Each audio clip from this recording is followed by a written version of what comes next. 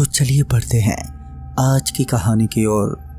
19 तारीख की रात 10 बजे जब मैं ट्रेन से उतरा तो पहले मैं वहीं पास के बेंच पर जाकर लेट गया, क्योंकि मैं पिछले 5 से 6 घंटों से खड़े खड़े ही सफ़र कर रहा था, जिस वजह से मेरी कमर और पाँव में दर्द होने लगा था। उस बेंच पर लेटने के बाद मुझे बहुत ही अच्छा लग रहा था, जिस वजह से मैंने डिसाइड किया कि रात इसी बेंच पर बिताऊंगा, क्योंकि इस वक्त आगे के लिए कोई सवारी उपलब्ध नहीं थी। मैं उस बेंच पर लेटे लेटे कब सो गया पता ही नहीं चला। फिर जब मेरी आंखें खुली तो तब तक काफ़ी रात हो चुकी थी। स्टेशन पर भी अब कुछ ही लोग दिखाई दे रहे थे और उनमें से भी अधिकतर लोग मेरी ही तरह पसरे हुए थे। मैं भी सीधे सुबह ही उठता, मगर प्यास के चलते मेरी आंखें खुल गई थीं। खैर मैं बेंच से उठा और आसपास नज़रें घुमाते हुए ये देखने लगा कि पानी कहाँ पर मिलेगा। कुछ देर इधर उधर नज़रें घुमाने के बाद मुझे एक नल दिखाई दिया जो स्टेशन के लगभग एंड में था। नल दिखते ही मैं पानी पीने के लिए उस नल की तरफ चल दिया।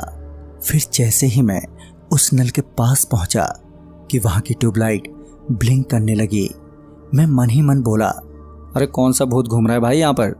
मैं इतना अपने मन में बड़बड़ाया ही था कि वो ट्यूबलाइट बंद ही हो गई। अब वहां पर काफ़ी अंधेरा हो गया, जिस वजह से मैं थोड़ा डर भी गया था।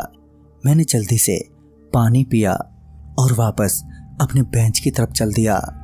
मैं जब वापस पहुंचा तो पाया कि एक आदमी मेरे बेंच पर लेटा हुआ है। उस आदमी को उस बेंच पर लेटा देख मुझे उस पर बहुत गुस्सा तो आ रहा था, मगर मैं कुछ कर भी नहीं सकता था सिवाय दूसरी जगह तलाशने के। तभी मेरी नज़र एक दूसरे बेंच पर गई जो अभी भी खाली ही थी। उस बेंच पर नज़र पड़ते ही मैं उस बेंच की तरफ बढ़ा और फिर जब मैं उस बेंच के करीब पहुंचा तो पाया कि उस बेंच पर भी कोई लेटा हुआ है। मुझे लगा कि अब प्लेटफार्म पर ही पेपर बिछाना पड़ेगा कि तभी मैंने नोटिस किया कि ये आदमी तो वही है जो पहले वाले बेंच पर लेटा हुआ था। खैर मुझे लगा कि वो कोई लोकल बदमाश होगा और इससे दूर रहने में ही मेरी भलाई है। ये सोचकर मैं वहाँ से दूर जाकर न्यूज़पेपर बिछाकर लेट गया। मैं अभी लेटा ही था कि मुझे लगा कि कोई मेरे पीछे लेटा हुआ है जो खर्राटे ले रहा है। फिर जब मैंने पीछे पलटकर देखा तो मेरे रोंगटे ही खड़े हो गए। पीछे जो आदमी लेटा हुआ था उसका जबड़ा पूरा टूटा हुआ था और उसकी आंखें नीचे की तरफ झूल रही थीं। मैं एकदम से चीखते हुए वहाँ से उठा और प्लेटफार्म से उठकर सीधे स्टेशन के एग्जिट गेट की तरफ भागा। स्टेशन के बाहर आने पर मुझे और भी ज़्यादा डर लगने लगा था, क्योंकि स्टेशन के बाहर मैं बिल्कुल ही अकेला था।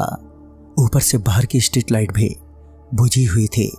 मैं वहाँ से टैक्सी स्टैंड की तरफ भागा, ये सोचकर कि वहाँ पर कोई ना कोई मिल ही जाएगा। मगर जब मैं टैक्सी स्टैंड पहुँचा तो उस वक्त टैक्सी स्टैंड पर सिर्फ एक ही आदमी था जो चारपाई पर सो रहा था।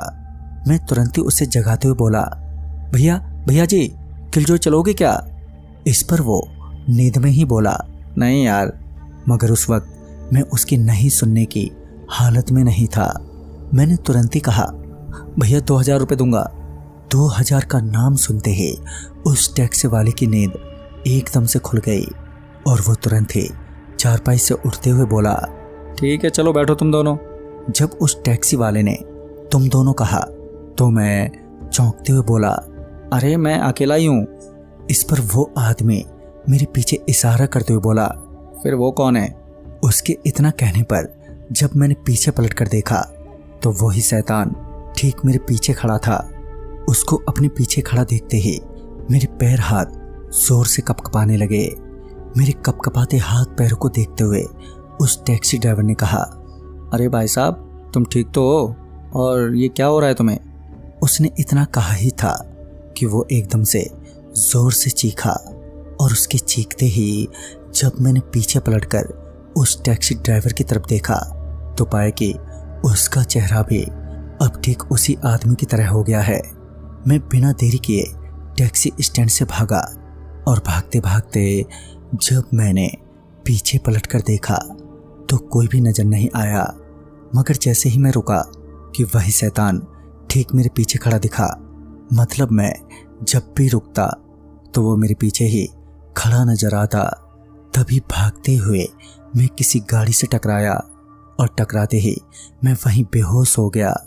फिर जब मुझे होश आया तो मेरे ऊपर बहुत सी लकड़ियां रखी हुई थीं और फिर जब मैंने सर घुमाकर देखा तो पाया कि वही शैतान अभी भी वहीं मेरे बगल में ही खड़ा हुआ है।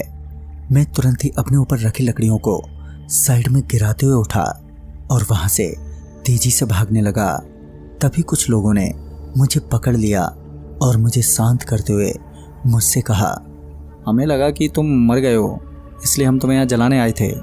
इस पर मैंने कहा, नहीं नहीं, मैं मरा नहीं हूँ, मैं जिंदा हूँ अभी, मगर वो शैतान मुझे अब जिंदा नहीं रहने देगा। तभी इस पर उन्होंने पूछा, कौन शैतान? इस पर मैंने उन्हें सारी बात बताई और ये भी बताया कि वो अभी भी मेरे सामने ही खड़ा है। इस पर उन सभी लोगों ने उसी शमशान में मौजूद एक अघोरी को बुलाया।